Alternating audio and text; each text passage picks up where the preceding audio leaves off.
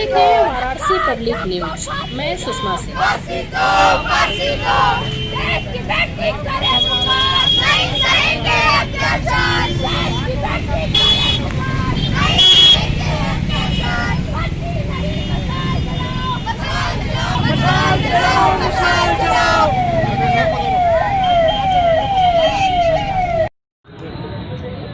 अपना परिचय देते हुए बताइए कि क्या मामला है और किस तरह की पदयात्रा है ये। मैं सालू मिश्रा यूथ टाइम फाउंडेशन की वाइस प्रेसिडेंट हूँ और हम लोग काशी पदयात्रा निकाल रहे हैं। हम लोग कम से कम 40 किलोमीटर चलेंगे और ये पदयात्रा इसलिए है ताकि हम बनारस के लोगों को जागरूक कर सकें, उनको बता सकें कि उनके साथ जो गलत हो रहा है उसके लिए आवाज़ उठाने का सही समय आ गया है। अगर आप हमारे साथ आते हैं तो हमें बल मिलेगा, लेकिन अगर आप हमारे साथ नहीं आते हैं तो कम से कम हमें सपोर्ट करिए। अगर कोई बंदा आपके लिए मरने के लिए तैयार है तो आप कम से कम सपोर्ट कर दीजिए। अगर आप हमारे साथ खड़े नहीं हो सकते तो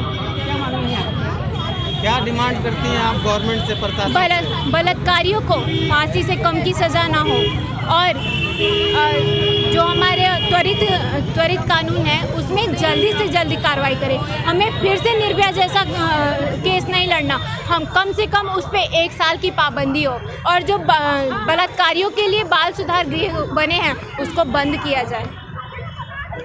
अपना परिचय देते हुए बताइए कि ये किस तरह का रैली है और क्या उद्देश्य है आपका। मेरा नाम है अमूल्य कुमार, मैं यूथ टाइम फाउंडेशन का प्रेसिडेंट हूँ। हमारी एक मुहिम चल रही है मिशन स्टैंड टुगेदर, जिसके तहत हम 312 दिनों से विगत बनारस में अलग अलग चौराहों पर खड़े होकर लोगों को जागरूक कर रहे हैं नारी उत्पीड़न और बलात्कार के खिलाफ और अपनी मांग सरकार एवं समाज के समक्ष रख रहे हैं। आज 313वें दिन पर बनारस में एक काशी पैदल यात्रा का आयोजन किया गया है, जिसमें 40 किलोमीटर का बनारस का पूरा भ्रमण किया जाएगा और सभी काशीवासियों से अनुरोध किया जाएगा कि वे बलात्कार के खिलाफ इस लड़ाई में हमारे साथ सम्मिलित हो।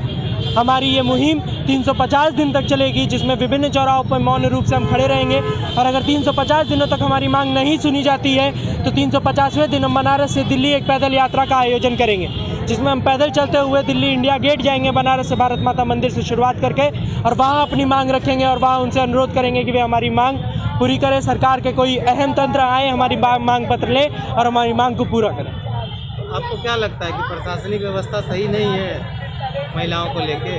सिर्फ प्रशासनिक व्यवस्था नहीं, हमारे समाज की व्यवस्था पर महिलाओं को लेके सही नहीं है, हमारी मानसिकता समाज की महिलाओं को लेके सही नहीं है और इसमें किसी एक को अकेले दोष देना वो सही नहीं है।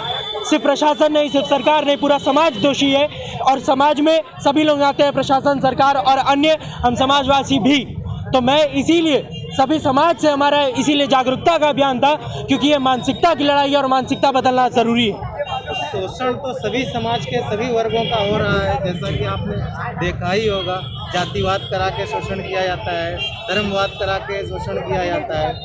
अपनी जातिवाद और धर्मवाद के आंकड़े अगर हम देखने चलेंगे तो उतने नहीं दिखेंगे, क्योंकि हमारे भारत देश में हर 15 मिनट पे एक बलात्कार की घटना होती है और 97% घटनाएं तो दर्ज ही नहीं होती। तो आप मान लीजिए कि ये 3% घटनाएं वो हैं जो हर 15 मिनट पे हो रही हैं। तो आप अंदाज़ा लगाइए कि आज जब यहाँ पे हम एक पैदल यात्रा का आयोजन कर रहे हैं तो हमारे देश में न जाने कितनी लड़कियों का बलात्कार हो रहा है।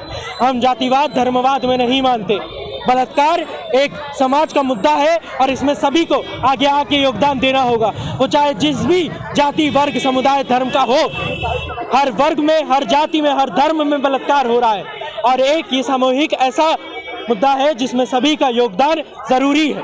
सरकारी स्तर पर नारी सशक्तिकरण पर इतना जो है आयोजित होता है और इतने पैसे खर्च होते हैं, ऐड उसका देखने को मिलता है। आप देख रहे हैं बीपीएन न्यूज के यूट्यूब नहीं है, चैनल को क्या लाइक, वो शेयर, सब्सक्राइब करना नहीं कर रहा है? हमें प्रचार